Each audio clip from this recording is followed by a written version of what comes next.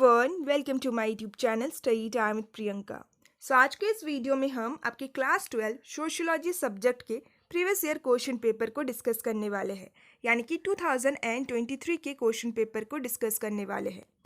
आपके previous year question paper में जो आपका एग्जाम पैटर्न है for your sociology subject and आप लोग का इस साल का जो एग्जाम पैटर्न है according to your latest sample question paper, उसमें आपको बहुत ही ज़्यादा डिफरेंसेस देखने को मिलेगा। बट अगर आप अपने प्रीवियस ईयर क्वेश्चन पेपर के सारे ही क्वेश्चंस को अच्छी तरीके से एनालाइज करते हो, देन इससे आप लोगों को बहुत ही ज़्यादा आइडिया मिलेगा कि आखिर आप लोगों के बोर्ड एग्जामिनेशन में किस टाइप से क्वेश्चन पूछा जाएगा। आप लोगों को इस क्वेश्चन पेपर के पैटर्न के ऊपर फोकस नहीं करना है, बल्कि सिर्फ और सिर्फ इस क्वेश्चन पेपर के क्वेश्चंस के ऊपर फोकस करना है। क्वेश्चंस के थ्रू आप लोगों को आइडिया लेना है कि आखिर आपको अपने प्रिपरेशन को किस तरीके से करना है, ताकि आप अपने एग्जामिनेशन में बहुत ही अच्छे मार्क्स को स्कोर कर सको। हम लोग इस क्वेश्चन पेपर के पैटर्न को डिस्कस नहीं करेंगे, इससे आप लोग कंफ्यूज हो जाओगे। हम लोग डायरेक्टली इस क्वेश्चन पेपर के सारे ही क्वेश्चंस को डिस्कस करेंगे। इस क्वेश्चन पेपर में टोटल 80 मार्क्स का क्वेश्चन पूछा गया है एंड टोटल टाइमिंग आप लोगों को 3 घंटे का मिलेगा। एज आई हैव सेड कि हम लोग इस क्वेश्चन पेपर के पैटर्न को डिस्कस नहीं करेंगे, डायरेक्टली क्वेश्चंस को डिस्कस करेंगे। बट आई थिंक कि एक बार मुझे आप लोगों का जो लेटेस्ट एग्जाम पैटर्न है उसको एक बार समझा देना चाहिए। मैं आप लोगों को अपने लेटेस्ट सैम्पल क्वेश्चन पेपर के थ्रू सोशियोलॉजी सब्जेक्ट के एग्जाम पैटर्न को एक बार एक्सप्लेन कर देती हूँ एंड उसके बाद हम लोग इस क्वेश्चन पेपर के सारे ही क्वेश्चंस को डिस्कस करेंगे। This is the latest sample question paper of class 12 sociology subject for the students of the academic year of 2023 and 24. I hope कि अभी तक आप लोगों ने अपने सैम्पल क्वेश्चन पेपर को सॉल्व कर लिया होगा। एक बार इस सैम्पल क्वेश्चन पेपर के थ्रू मैं आप लोगों को आपके एग्जाम पैटर्न को एक्सप्लेन कर देती हूँ। आपके क्वेश्चन पेपर में टोटल 4 सेक्शंस रहेंगे, section A, B, C and D, and total आप लोगों से 35 क्वेश्चंस पूछे जाएंगे एंड हर एक क्वेश्चन कंपलसरी रहेगा। आपका पहला सेक्शन रहेगा सेक्शन ए। सेक्शन ए में आप लोगों से टोटल 16 मल्टीपल चॉइस क्वेश्चन पूछा जाएगा ऑफ 1 मार्क्स ईच, यानी कि टोटल 16 मार्क्स का मल्टीपल चॉइस क्वेश्चन पूछा जाएगा ना। नेक्स्ट सेक्शन बी में आप लोगों से total 9 very short answer type questions पूछे जाएंगे ऑफ 2 मार्क्स ईच, यानी कि टोटल 18 मार्क्स का क्वेश्चन पूछा जाएगा एंड इस सेक्शन के क्वेश्चंस के आंसर्स को आप लोगों को लगभग लेस देन 30 वर्ड्स में देना है ना। नेक्स्ट सेक्शन रहेगा आप लोगों का सेक्शन सी। सेक्शन सी में टोटल आप लोगों से 7 शॉर्ट आंसर टाइप क्वेश्चंस पूछे जाएंगे ऑफ 4 मार्क्स ईच, यानी कि टोटल 28 मार्क्स का क्वेश्चन पूछा जाएगा एंड इस सेक्शन के क्वेश्चंस के आंसर्स को आप लोगों को लगभग लेस देन 80 वर्ड्स में देना है ना। आपका लास्ट सेक्शन रहेगा सेक्शन डी। सेक्शन डी में आप लोगों से total 3 long answer type questions पूछे जाएंगे ऑफ 6 मार्क्स ईच, यानी कि टोटल 18 मार्क्स का क्वेश्चन पूछा जाएगा एंड सेक्शन डी के क्वेश्चंस के आंसर्स को आप लोगों को लगभग लेस देन 200 वर्ड्स में देना है। नाउ आपके सेक्शन डी में जो क्वेश्चन नंबर 33 रहेगा, क्वेश्चन नंबर 33 के आंसर्स को आप लोगों को ग्राफ के थ्रू देना है। क्वेश्चन नंबर 33 में आप लोगों को एक ग्राफ प्रोवाइड किया जाएगा। उस ग्राफ के अकॉर्डिंग ही आप लोगों को अपने क्वेश्चंस के आंसर्स को देना है एंड क्वेश्चन नंबर 34 में एक पैसेज दिया जाएगा। क्वेश्चन नंबर 34 के आंसर्स को आप लोगों को पैसेज के हेल्प के थ्रू प्रोवाइड करना है। This is your latest exam pattern. इसी एग्जाम पैटर्न के अकॉर्डिंग आप लोगों से क्वेश्चंस पूछे जाएंगे। आई होप कि आपको अपना लेटेस्ट एग्जाम पैटर्न बहुत ही अच्छी तरीके से समझ में आ गया होगा। नाउ अब हम लोग आपके प्रीवियस ईयर क्वेश्चन पेपर के क्वेश्चंस को डिस्कस करते हैं। आपके प्रीवियस ईयर क्वेश्चन पेपर का पहला सेक्शन है सेक्शन ए। इस सेक्शन में टोटल 20 ऑब्जेक्टिव टाइप क्वेश्चंस, यानी कि मल्टीपल चॉइस क्वेश्चंस पूछा गया है ऑफ 1 मार्क्स ईच। बट आपके लेटेस्ट एग्जाम पैटर्न के अकॉर्डिंग आप लोगों से आपके एग्जामिनेशन में सिर्फ और सिर्फ 16 मल्टीपल चॉइस क्वेश्चन ही पूछे जाएंगे। आपका पहला क्वेश्चन है the measure of comparing the portion of a population which is composed of dependence with the portion that is the working population is। Dependence यहाँ पे बेसिकली जो इकोनॉमिकली डिपेंडेंट पॉपुलेशन है उनको कहा गया है एंड वर्किंग पॉपुलेशन यहाँ पे जो इकोनॉमिकली प्रोडक्टिव पॉपुलेशन है उनको कहा गया है। जब हम लोग dependent population and working population को कंपेयर करते हैं देन उस मेजर को क्या कहा जाता है। क्वेश्चन नंबर 1 का करेक्ट आंसर हो जाएगा option number C, which is dependency ratio. ना next question is question number 2, जो कि एक assertion and reasoning type question है। The assertion is caste groups are endogamous, that is marriage is restricted to members of the group। caste group basically endogamous होते हैं, that means कि particular caste group में जो marriages होते हैं वो सिर्फ और सिर्फ उसी group के members के बीच में होते हैं एंड इसका रीजन है membership in a caste involves strict rules about marriage। सो किसी भी कास्ट के मेंबर बनने के लिए आपको मैरिज के रिगार्डिंग कुछ स्ट्रिक्ट रूल्स को फॉलो करने पड़ते हैं, यानी कि हर एक कास्ट में मैरिज के रिगार्डिंग कुछ स्ट्रिक्ट रूल्स होता है। सो क्वेश्चन नंबर 2 का करेक्ट आंसर हो जाएगा option number A, which is both assertion and reason are true and R is the correct explanation of A, यानी कि एजर्शन एंड रीजन दोनों ही सही है एंड रीजन एजर्शन को करेक्टली एक्सप्लेन भी कर रहा है। ना आपका नेक्स्ट क्वेश्चन है question number 3। So the question is, in every society, some people have a greater share of valued resources, that is money, property, education, health, and power, than others. These social resources can be divided into three forms of capital. Which of the following is not a form of capital? सो हर एक society में कुछ ऐसे लोग होते हैं जिनके पास ज़्यादा resources होता है, रिसोर्सेज का एक ग्रेटर शेयर होता है, जैसे कि money, property, education, health and power, as compared to others, यानी कि as compared to the other people who are living in a society. So ये सारे ही जो सोशल रिसोर्सेज है इसको हम लोग तीन फॉर्म ऑफ कैपिटल में डिवाइड करते हैं। सो इनमें से कौन सा एक फॉर्म ऑफ कैपिटल नहीं है? सो इस क्वेश्चन का करेक्ट आंसर हो जाएगा option number D, which is educational. So according to Bourdieu's capital theory there are three form of capital which are economic, cultural and social. So इस क्वेश्चन का राइट आंसर हो जाएगा option number D. So educational एक form of capital नहीं होता है। ना next question is question number 4। Caste also involve subdivision within themself, that is caste almost always have subcaste and sometimes subcaste may also have subcaste. This is referred to as।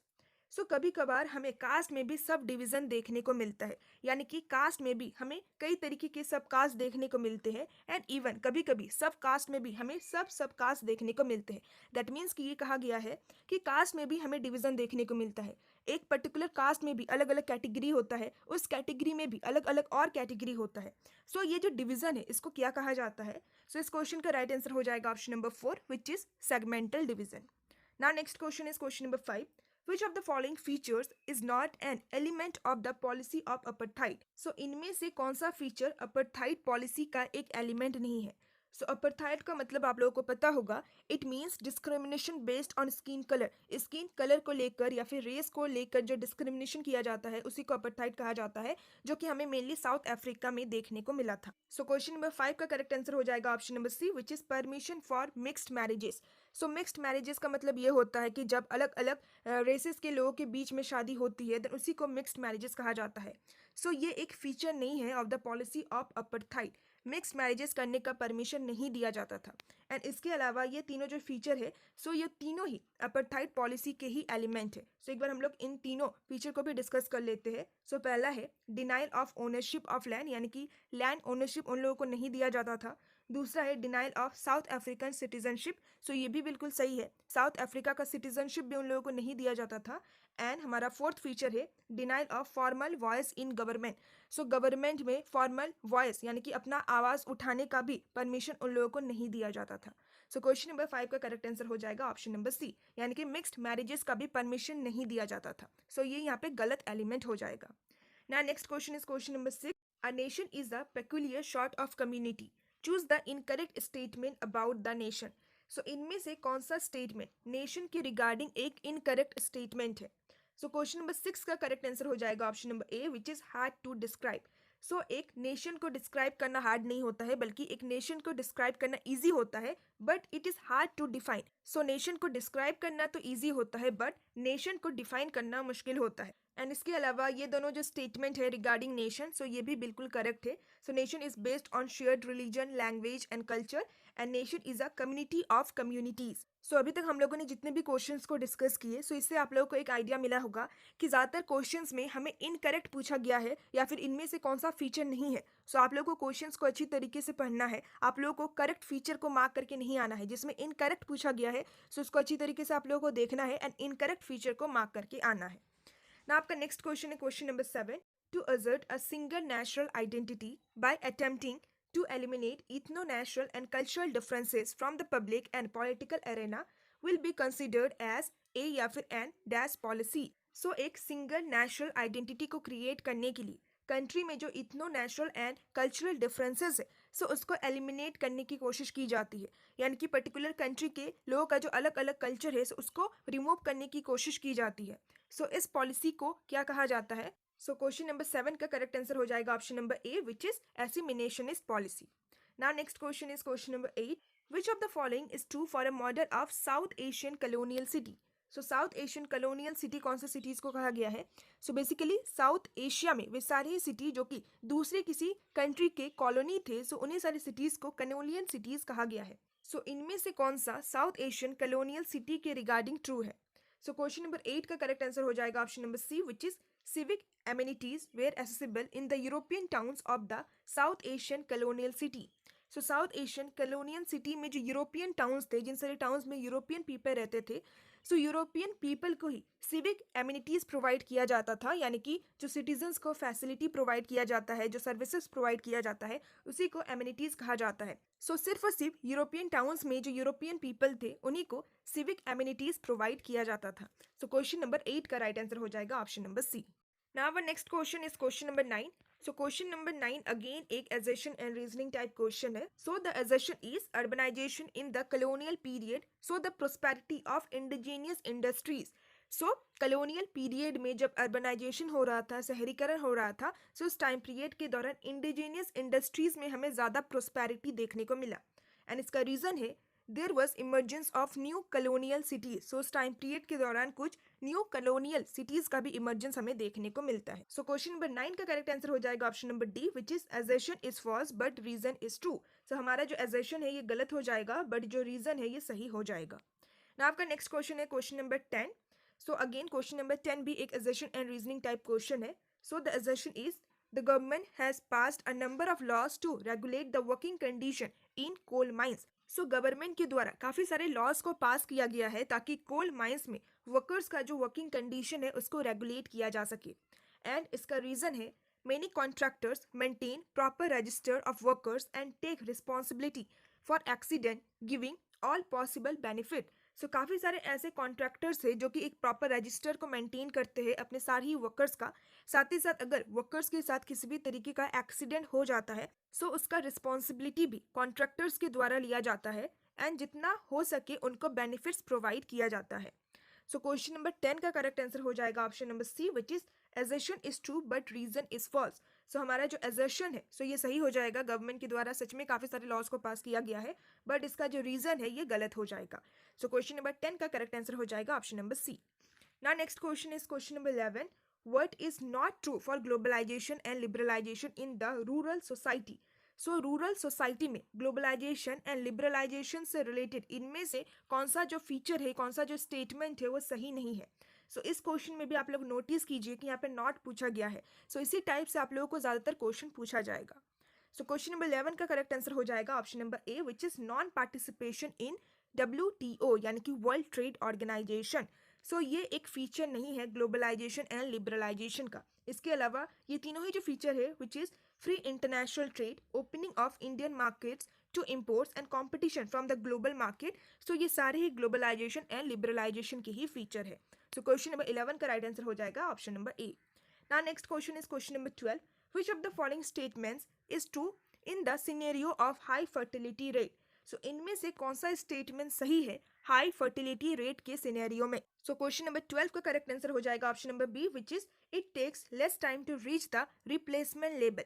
Replacement level यानी कि जब population अपने आप को replace करता है from one generation to the next generation, so उसी को रिप्लेसमेंट लेवल फर्टिलिटी कहा जाता है। सो जब हाई फर्टिलिटी रेट होगा, that means number of birth भी बहुत ही ज़्यादा हाई होगा। सो अगर नंबर ऑफ बर्थ हाई होता है देन बहुत ही ज़्यादा कम टाइम लगेगा जनरेशन को रिप्लेस करने में। सो क्वेश्चन नंबर 12 का राइट आंसर हो जाएगा option number B.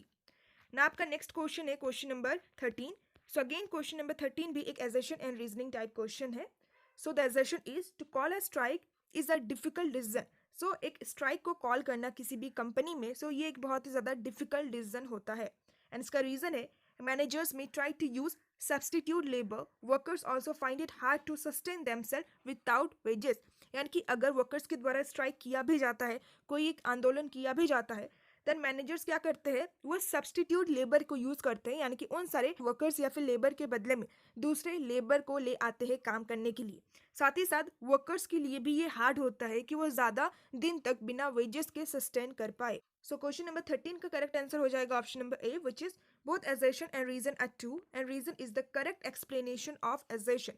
So assertion and reason दोनों ही सही है एंड रीजन assertion को करेक्टली एक्सप्लेन भी कर रहा है। Now next question is question number 14. In terms of positive characteristics, tribe have been classified according to their permanent and acquired traits. Which one of the following is a permanent trait? So positive characteristics के term में जो tribal people होते हैं, जो tribes होते हैं, सो उनको classify किया जाता है परमानेंट एंड एक्वायर्ड ट्रेड्स में. परमानेंट ट्रेड्स यानी कि वे सारे क्वालिटीज़, वे सारे कैरेक्टरिस्टिक्स जो कि ट्राइब्स में परमानेंट तरीके से ही रहते हैं, यानी कि स्टार्टिंग से रहते हैं. एंड दूसरा है एक्वायर्ड ट्रेड्स, यानी कि वे सारे क्वालिटी, वे सारे कैरेक्टरिस्टिक्स जो कि ट्राइबल पीपल एक्वायर करते हैं. सो इनमें से कौन सा जो ट्रेट या फिर जो कैरेक्टरिस्टिक है वो परमानेंट ट्रेट है? सो पहला है रीजन एंड लैंग्वेज, दूसरा है फिजिकल कैरेक्टरिस्टिक्स, तीसरा है इकोलॉजिकल हैबिटेट एंड फोर्थ है all of the above. So question number 14 का राइट आंसर हो जाएगा option number D, which is all of the above. So reason, language, physical characteristics and ecological habitat, so ये सारे ही tribes के permanent traits या फिर कैरेक्टरिस्टिक है. Now next question is question number 15. The sociological importance of contract farming does not include which of the following? सो इनमें से कौन सा कॉन्ट्रैक्ट फार्मिंग का एक सोशोलॉजिकल इंपॉर्टेंस नहीं है? सो इस क्वेश्चन का राइट आंसर हो जाएगा option number D, which is it is ecologically sustainable. So again इस क्वेश्चन में भी नॉट पूछा गया है. सो इससे आप लोगों को बहुत ही ज़्यादा आइडिया मिला होगा कि आप लोगों को अपने मल्टीपल चॉइस क्वेश्चंस को किस तरीके से प्रिपेयर करना है. ना आपका नेक्स्ट क्वेश्चन है क्वेश्चन नंबर 16, जो अगेन एक एजेशन एंड रीजनिंग टाइप क्वेश्चन है. सो आपके क्वेश्चन पेपर में काफ़ी सारे एजेशन एंड रीजनिंग टाइप क्वेश्चन आने वाले हैं. सो आप लोग को अपने प्रिपरेशंस को इसी तरीके से करना है. सो आपका एजेशन है social movements are directed towards some broad goals. So जब भी सोशल मूवमेंट्स होता है, सो सोशल मूवमेंट्स के पीछे एक बहुत ही ब्रॉड गोल होता है, यानी कि एक बहुत ही बड़ा गोल होता है, एक टारगेट होता है जिसको अचीव करने के लिए ही सोशल मूवमेंट्स किए जाते हैं. एंड इसका रीज़न है it involves long and continuous social effort and action by people. So social movements को करने के लिए लोगों के द्वारा काफ़ी लंबे टाइम तक एंड कॉन्टिन्यूस सोशल एफर्ट किया जाता है एंड एक्शन किया जाता है. सो क्वेश्चन नंबर 16 का राइट आंसर हो जाएगा option number A, which is both assertion and reason are true and reason is the correct explanation of assertion. ना आपका नेक्स्ट क्वेश्चन है question number 17. So question number 17 एक fill in the blanks type question. So the question is, dash social movements strive to change the existing social and political arrangements through gradual incremental steps. So इनमें से वो कौन सा social movements है जिसमें जो existing social and political arrangements है, सो उसको चेंज करने की कोशिश की जाती है थ्रू ग्रेजुअल इंक्रीजमेंटल स्टेप, यानी कि धीरे धीरे ही बट इंक्रीजमेंटल स्टेप, यानी कि इंक्रीजिंग स्टेप्स के द्वारा. सो क्वेश्चन नंबर 17 का राइट आंसर हो जाएगा option number A, which is reformist. So reformist वो सोशल मूवमेंट है जिसमें सोशल एंड पॉलिटिकल अरेंजमेंट्स को चेंज करने की कोशिश की जाती है, बट धीरे धीरे और इंक्रीजमेंटल स्टेप्स के द्वारा, एकदम से नहीं. Now next question is question number 18. Which of the following is true for caste system? So इनमें से कौन सा कास्ट सिस्टम के रिगार्डिंग सही है? सो पहला है हायरार्की. सो ये बिल्कुल सही हो जाएगा regarding caste system. Cast system में हमें हायरार्की देखने को मिलता है. दूसरा है अचीव्ड स्टेटस एंड तीसरा है segmental division. So question number 18 का करेक्ट आंसर हो जाएगा option number B, which is 1 and 2 are true, यानी कि हायरार्की एंड सेगमेंटल डिवीजन हमें कास्ट सिस्टम में देखने को मिलता है. Now next question is question number 19. Which of the following makes dominant caste dominant? सो इनमें से कौन सा फीचर है जिसकी वजह से जो डोमिनेंट कास्ट होते हैं वो डोमिनेंट बनते हैं? सो पहला है land rights granted by land reforms, दूसरा है इंटरमीडिएट कास्ट आइडेंटिटी, तीसरा है large numbers converting to political power and fourth है all of the above. So इसका राइट आंसर हो जाएगा option number D, which is all of the above. So इन तीनों फीचर्स की वजह से जो डोमिनेंट कास्ट ग्रुप है वो डोमिनेंट बनते हैं. ना आपका लास्ट मल्टीपल चॉइस क्वेश्चन है question number 20. Which term is applicable to foreigners, slave and conquered people? So इनमें से कौन सा टर्म है जो कि फॉरेनर्स के लिए, स्लेव्स के लिए एंड जो कॉन्क्वेट पीपल है उनके लिए इस्तेमाल किया जाता है? सो क्वेश्चन नंबर 20 का राइट आंसर हो जाएगा option number A, which is panchama. So with this last question आपका सेक्शन ए कंप्लीट होता है. ना आपका नेक्स्ट सेक्शन है section B. So section B में आप लोगों से very short answer type question पूछा गया है ऑफ 2 मार्क्स ईच. सो आपका पहला क्वेश्चन है question number 21. Several profound transformations in the nature of social relation in rural areas took place in the post-independence period, especially in those regions that underwent the Green Revolution. Name any 2 transformation. सो मैं आप लोगों को हर एक question के answers को provide कर दे रही हूँ, आप लोग प्लीज रीड कर लीजिएगा. Now your next question is question number 22. How has liberalizations impacted the employment pattern in India? Mention any 2 ways. ना आपका नेक्स्ट क्वेश्चन है क्वेश्चन नंबर 23। सो क्वेश्चन नंबर 23 में आप लोगों को इंटरनल चॉइस प्रोवाइड किया गया है, यानी कि ए एंड बी क्वेश्चन में से आप लोगों को किसी एक क्वेश्चन को ही अटेम्प्ट करना है। सो आपका पहला क्वेश्चन है, social movements also develop distinct modes of protest, right the names of any two distinct modes of protest. So social movements करने के लिए कभी कभार लोगों के द्वारा डिस्टिंक्ट मोड्स ऑफ प्रोटेस्ट को डेवलप किया जाता है। सो आप लोगों को किसी दो डिस्टिंक्ट मोड ऑफ प्रोटेस्ट के नाम को बताना है।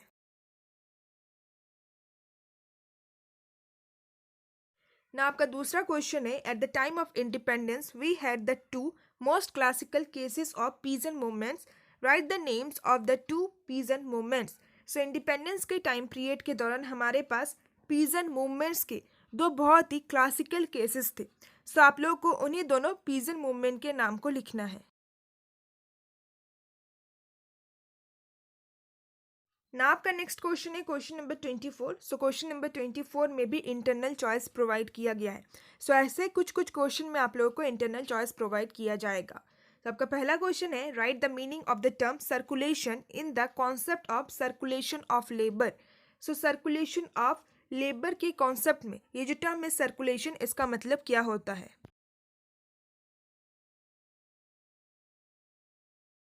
ना आपका दूसरा क्वेश्चन है, in the first phase of green revolution in the 1960s and 1970s the introduction of new technology seem to be increasing inequalities in rural society. Mention two ways by which inequalities increase. So green revolution के first phase में यानी कि लगभग 1960s के time period से लेकर 1970s के time period के दौरान जब न्यू टेक्नोलॉजी को इंट्रोड्यूस किया जा रहा था, सो इस वजह से रूरल सोसाइटी में जो इनइक्वलिटीज़ था वो बहुत ही ज़्यादा इंक्रीज हो रहा था। सो आप लोग को ऐसे दो वेज को मेंशन करना है जिसकी वजह से रूरल सोसाइटी में इनइक्वलिटीज़ इंक्रीज हो रहा था। Now your next question is question number 25. States are often doubtful of cultural diversity. So cultural diversity के मामले में हमें states doubtful होते हुए दिखता है.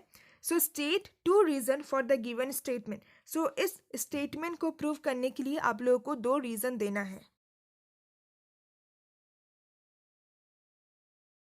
Question number 26 is, very often family is a site of bitter conflicts. Give two reason to justify the statement. So ये जो particular statement है इसको justify करने के लिए आप लोगों को दो reasons provide करना है. Now next question is question number 27. Identify the two sets of principles used to understand the caste system and define any one set. सो वो कौन से दो सेट ऑफ प्रिंसिपल्स है जिसके थ्रू हम लोग कास्ट सिस्टम को अच्छी तरीके से समझ सकते हैं, एंड दोनों सेट ऑफ प्रिंसिपल्स में से आप लोगों को किसी एक सेट को डिफाइन करना है.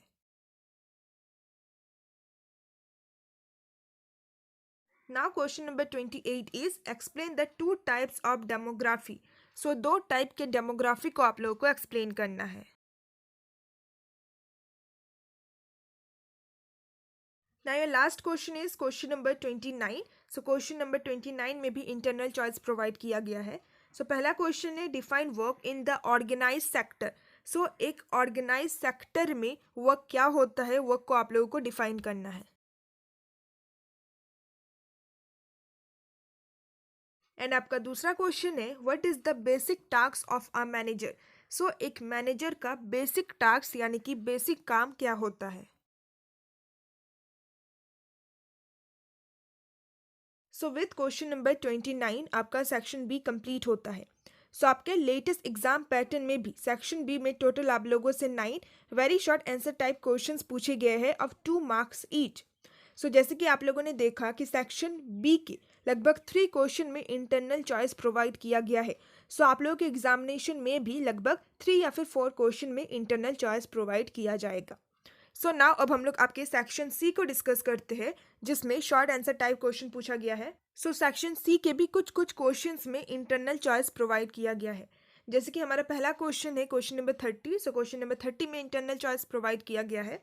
So first question is, Sanskritization seems to justify a model that rests on inequality and exclusion. Explain this model.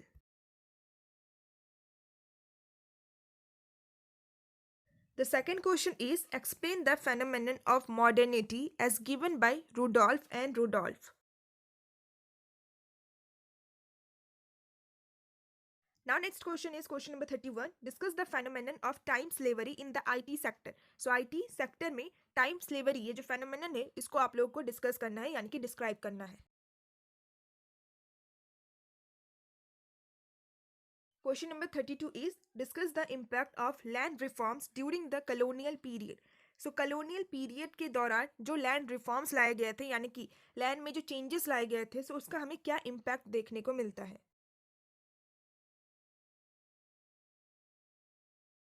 Now question number 33 is, so question number 33 में भी internal choice provide किया गया है. So पहला question है, how were laborers recruited and appointed by the colonial administrators in the tea garden? So किस तरीके से laborers को recruit किया जाता था यानी कि भर्ती किया जाता था या फिर appoint किया जाता था colonial administrators के द्वारा tea gardens में. And now दूसरा question है, how did the planters in the tea plantation live? So किस तरीके से planters tea plantation में रहा करते थे. Now question number 34 is, who wrote the book Sultana's Dream? Why is this a remarkable story? So ये जो book है Sultana's Dream, so ये कौन से author के द्वारा लिखा गया है and इस book में जो story है उस story को एक remarkable story क्यों कहा गया है. Now section C का last question है question number 35. The women's question arose in modern India as part of the 19th century middle class social reform movements. These reformers used a mix of ideas. Explain these ideas. So with question number 35 section C complete होता है. Now last section है section D. So section D का पहला question है question number 36 जिसमें internal choice provide किया गया है एंड सेक्शन डी में सारे ही क्वेश्चन 6 मार्क्स के क्वेश्चन है. सो हमारा पहला क्वेश्चन है, Malthus theory of population growth was a rather pessimistic one. It was challenged by theorists. Justify the statement.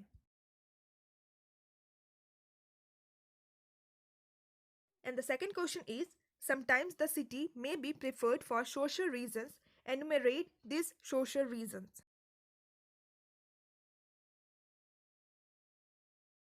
Next question is question number 37. The main criteria for inclusion in civil society are that the organization should not be state controlled and it should not be a purely commercial profit-making entity. Discuss the given statement at length. ना आपके section D का last question है question number 38. सो question number 38 एक passage based question है. सो यहाँ पे एक particular passage provide किया गया है. सो इसके अकॉर्डिंग आप लोगों को इन सारे क्वेश्चंस के आंसर्स को देना है. सो पहला क्वेश्चन है, based on the passage above who are referred to as the weakest link of society. So इस पैसेज में कौन से कैटेगरी के लोगों को weakest link of society refer किया गया है.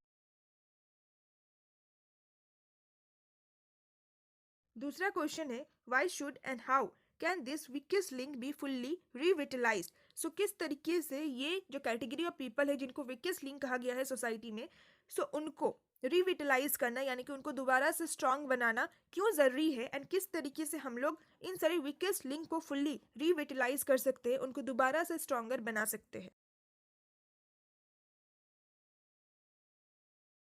एंड थर्ड क्वेश्चन है, define secularisation of caste. So secularisation of caste का मतलब क्या होता है. सो विथ क्वेश्चन नंबर 38 आपका previous year question paper complete होता है. सो इस साल आप लोगों के एग्जामिनेशन में सिर्फ और सिर्फ 35 क्वेश्चन ही पूछे जाएंगे. सो आई होप कि आपको ये वीडियो बहुत ही ज़्यादा हेल्पफुल लगा होगा. So if you find this video helpful then please like my video, please share this video with your friends too and please subscribe to my channel for more important videos like this. And it's a request कि अगर आपको अपने class 12 history, political, geography subject के भी ऐसे ही previous year question paper वाला video देखना है then please check out my description box और please click on the I button to watch all those videos. So with this आज के इस वीडियो को एंड करते हैं. So now see you all soon in my next video. Till then bye bye and stay tuned to my channel and thanks for watching my video.